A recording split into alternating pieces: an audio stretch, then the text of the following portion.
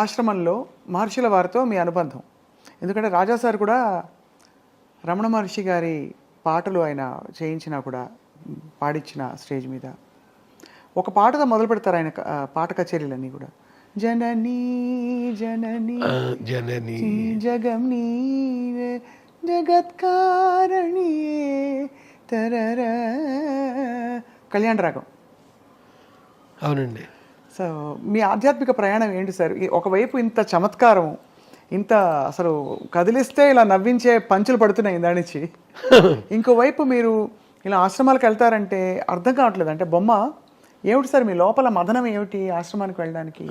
ఏమిలే, పైకి ఎలా ఉంటానో లోపల వేరే విధంగా ఉంటాను. మీకు సింపుల్గా చెప్పేశాను మీకు, పల్లవిలో ఫస్ట్ లైన్ లాగా. పైకి ఉండేది వేరే అండి, లోపల వేరే. బహుశా ఎప్పుడు మీరు ఎన్నిసార్లు చెప్పారో తెలియదు సార్, మీ శ్రీమతి గారి పాత్ర మీ జీవితంలో, వారు వెళ్ళిపోయాక మీ బాధ. నా గురించి తనకి ఏమీ తెలియదండి, ఏమీ తెలియదు. ఎవరైనా నా కోసం వచ్చారనుకోండి, సినిమాకి ఎడిటింగ్ ఉంటుంది, డబ్బింగ్ ఉంటుంది, ఆర్ఆర్ ఉంటుంది, షూటింగ్ ఉంటుంది, ఇన్ని ఉంటాయి కదా. తనకి ఏమీ తెలియదు. ఎవరు వచ్చినా సరే నా గురించి అడిగితే బయటికి వెళ్ళారండి అంతే. ఏమి ఎక్కడికి వెళ్ళాను, తిరిగి వచ్చే వరకు నేను ఎక్కడికి వెళ్ళానో తను చెప్పను కదా.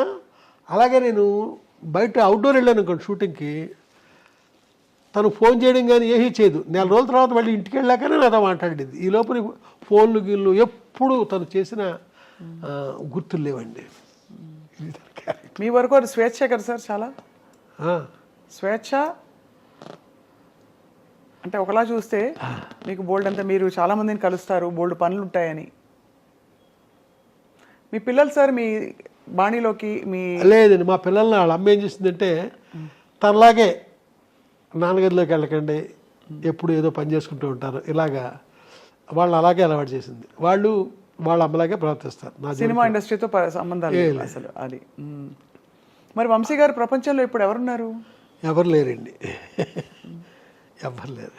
అంటే భౌతికంగా ఒక వ్యక్తిగా కాకపోయినా మీకు స్ఫూర్తి, రోజు పొద్దున్న లేస్తే ఇవాళ ఏమిటి నా పని, ఇవాళ ఏం చేయాలి అనే ప్రశ్నకి మీరు ఏం సమాధానం చెప్పుకుంటారు?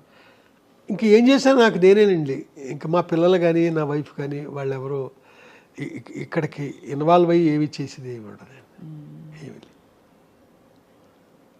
మరి వంశీ గారు ఇప్పుడు మీరు 2 సినిమాలు తీయబోతున్నారని వినికిడి. ఫ్యాషన్ డిజైనర్ మీరు అనుకున్న స్థాయిలో విజయవంతం కాలేదు, 8% కాల. మరి దానికి ఏమన్నా బేరేజ్ వేసుకుని చూసారా? ఎందువల్ల ఇది వర్కౌట్ అవ్వలేదు, హిట్ అవ్వలేదు? 100% నేను చూశానండి.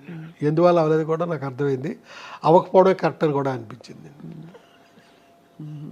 ఇప్పుడు మరి రాబోయే సినిమాలు ఏంటి సార్ కథాంశాలు?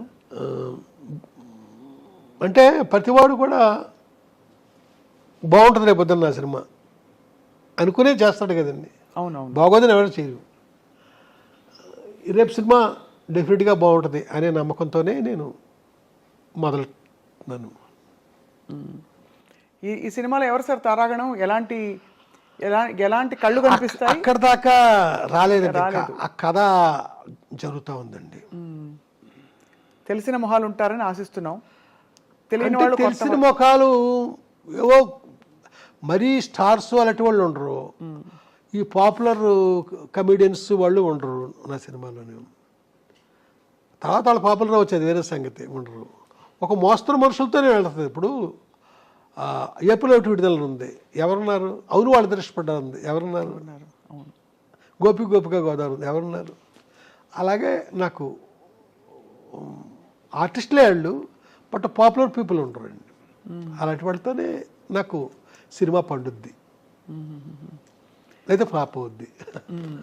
వంశీ గారు మీరు మంచి భోజన ప్రియులు, మరి మీకు ఇష్టమైన భోజనాలు ఎలాంటి ఆహార పదార్థాలు? అన్నీనండి, నేనే చేస్తాను. మీకు వంట బాగా వచ్చైతే? పర్లేదండి, నేను చేసే వంటలు పట్టుకెళ్ళడానికి ఆడవాళ్ళే వస్తుంటారండి. అవునా? రాజా సార్తో మళ్ళీ మీ ప్రయాణం మళ్ళీ పునఃప్రారంభించే అవకాశం ఉందా? ఏమో తెలియదండి, తెలీదు మరి, ఏమో తెలియదండి. ఆయనైతే నేను ఎప్పుడు సినిమా వెళ్ళినా ఆయన రెడీ, అది వేరే సంగతి.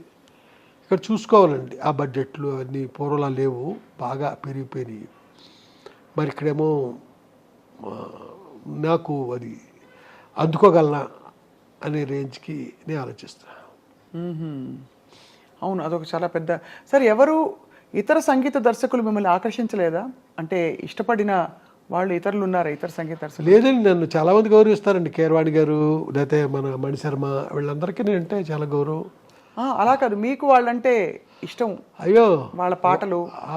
అవునండి. నాకు ఇప్పుడు ఇళయరాజా ప్రస్తావన మీరు తీసుకొస్తున్నారు కాబట్టి అదే మాట్లాడుతున్నాను. అంటే ఇది ఒక తిరుగులేని ఒక ఎవర్ గ్రీన్ కాంబినేషన్. అవునండి. ఇప్పుడు హైదరాబాద్ శంకర్ గారు ఉన్నారండి. మనుషులు మట్టి బొమ్మల్లో ఎంత మంచి పాట అండి అది. మనుషులు మట్టి బొమ్మల సినిమాలో ఆ పాట మీకు ఇంటర్వ్యూ అయిపోయిన తర్వాత వినిపిస్తాను. ఎంత చక్కని పాట అండి అది. మహానుభావులు ఉన్నారండి. బి శంకర్ కదా ఆయన పేరు. ఎంత. అలాగే కోదనపాండి గారి ఎన్ని మంచి పాటలు ఉన్నాయండి. ఉన్నాయండి చాలా. టి చలపతిరావు గారి ఎన్ని మంచి పాటలు ఉన్నాయి. ఇంకా రాజేశ్వరరావు గారి మాట్లాడక్కర్లా.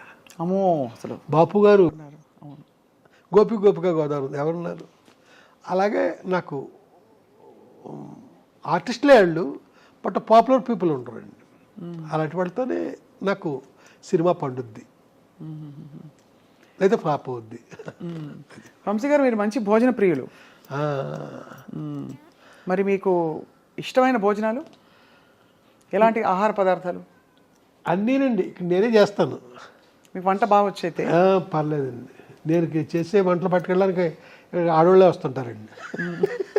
అవునా? రాజా సార్తో మళ్ళీ మీ ప్రయాణం మళ్ళీ పునఃప్రారంభించే అవకాశం ఉందా? ఏమో తెలియదండి, తెలీదు మరి, ఏమో తెలీదండి.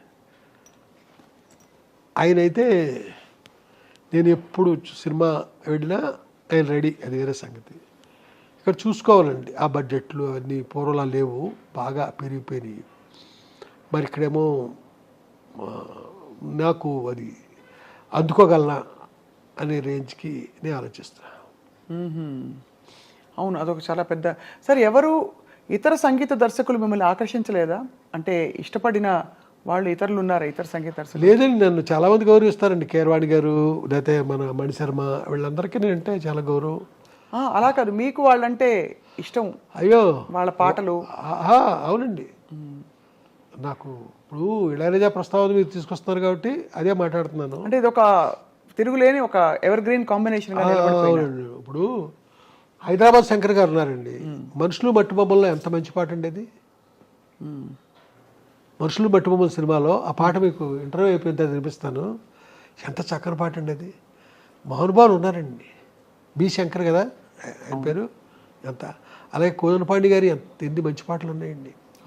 ఉన్నాయండి చాలా. టి చలపతిరావు గారి ఎన్ని మంచి పాటలు ఉన్నాయి. ఇంకా రాజేశ్వరరావు గారి మాట్లాడక్కర్లా. అమ్మో అసలు. బాపు గారు